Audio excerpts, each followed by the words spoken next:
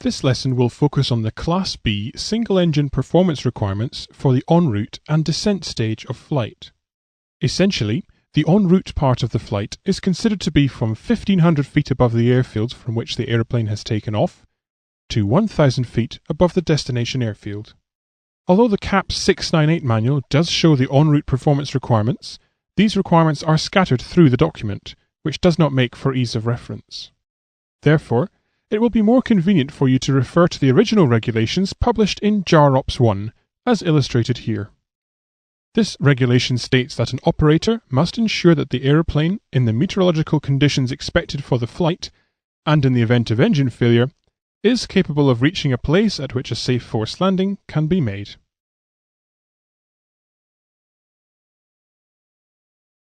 In order to be able to comply with the rule you have just seen, an operator has to know certain details about the route to be flown and the performance of the aeroplane. First of all, of course, for any given route, an operator must know the safe forced landing areas. On screen is a bird's eye view of an example flight from airfield A to airfield B, with the locations of safe forced landing areas. The next detail that the operator needs to know is whether his aeroplane will be able to reach these areas if the engine were to fail whilst en route to airfield B. Whether or not this is possible will depend on two things: the altitude chosen for the flight, and the descent gradient of the aeroplane following engine failure. If these two parameters are known, it is possible to calculate how far the aeroplane will travel following engine failure. So let us work through an actual example. Let us assume a cruise altitude of 10,000 feet and a gradient of descent of 7% following an engine failure. Using the simplified triangle, we can work out the horizontal distance travelled by taking the height of the aeroplane above the ground, dividing this by the gradient, and then multiplying by 100. In this case, we see that in still air the airplane will cover in the glide a horizontal distance of 142,857 feet, or roughly 23.5 nautical miles following engine failure. This means that the aeroplane must not pass further away than 23.5 nautical miles from these safe forced landing locations. So we draw a circle of 23.5 mile radius around each of the safe forced landing locations as shown here. From the picture, you can see that from this point on the route to this point on the route, if an engine failure was to occur, then the aeroplane would not be capable of reaching a safe forced landing area. Therefore, if the aeroplane were to route through this point, it could not be meeting the requirements. In order to fly from airfield A to airfield B, the aeroplane would have to follow a flight path that keeps it within range of each safe landing area. If the aeroplane were to operate at a higher altitude, then it would be able to cover a greater distance in the glide following an engine failure. For example, operating at 15,000 feet instead of 10,000 feet would increase the aeroplane's still air glide range to 35 nautical miles. Therefore, the circles around each forced landing location will grow. Notice that now the aeroplane can fly along a straight track to airfield B because at all times throughout the flight, the aeroplane is within glide range of a suitable forced landing location. Consequently, small piston engine aeroplanes should be flown at their maximum altitudes so that direct routes can be achieved. However, when planning the altitude, another regulation must be borne in mind.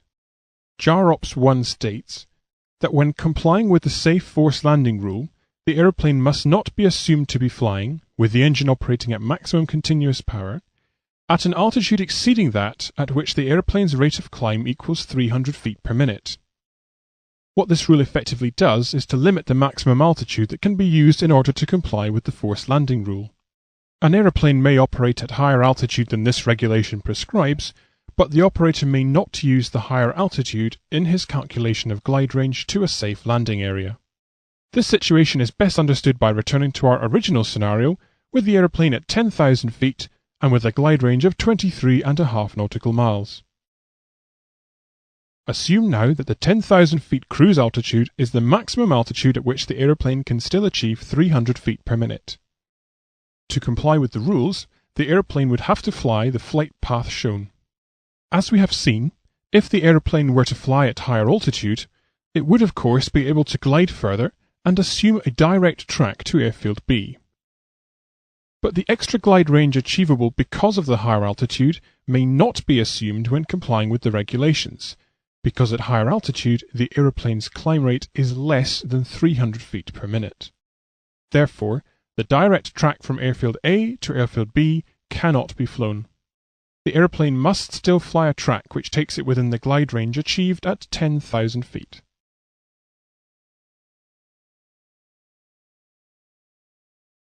There is one last detail to be considered about complying with the forced landing rule.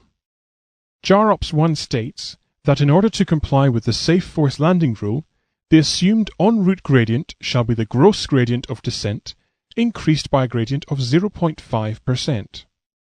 In our example, we had a gradient of descent of 7%. Unfortunately though, as we have seen, the regulations do not permit this gradient to be used in our calculation. The gradient must be increased by 0.5%. This will lower the assumed descent performance of the aeroplane. The new deteriorated gradient that the regulations insist that we use is called the net gradient, and in our case this is 7.5%. If this net gradient has to be used, the glide distance will reduce to 22 nautical miles.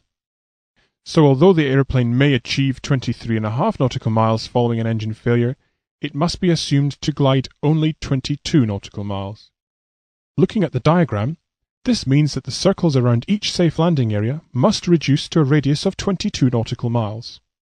Thus the planned track will have to change slightly, so that at all points along the route, the aeroplane is no further than 22 nautical miles from a safe forced landing area. The track now shown on screen meets the entire set of requirements as stated in JAROPS 1.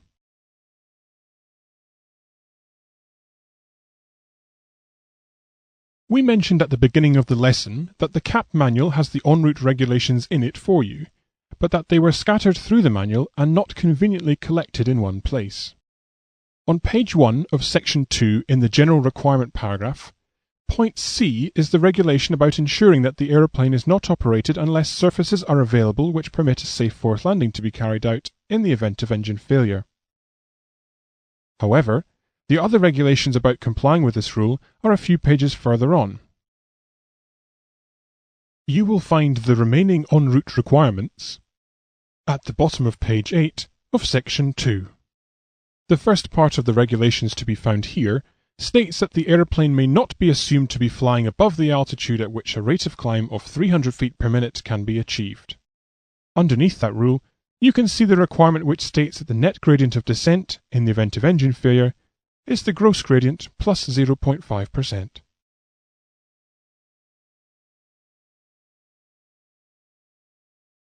Although the concepts of range and endurance have been covered in a previous lesson, it is important for the pilot to be able to use the information in the aeroplane flight manual so that he may calculate the range and endurance of the aeroplane.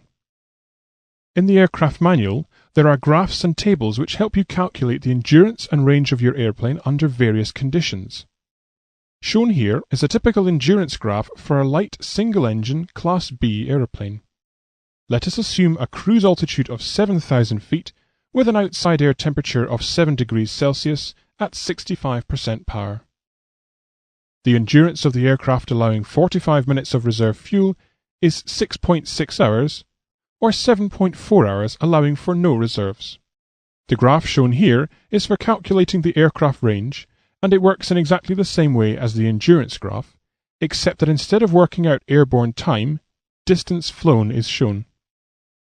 To achieve these range and endurance figures, be careful to follow the techniques described in the manual, especially with regard to correctly leaning the mixture. You should have learnt two main points from this lesson. Firstly, you have learnt what the en route and descent performance requirements are that govern single-engine Class B aeroplanes and where to find them.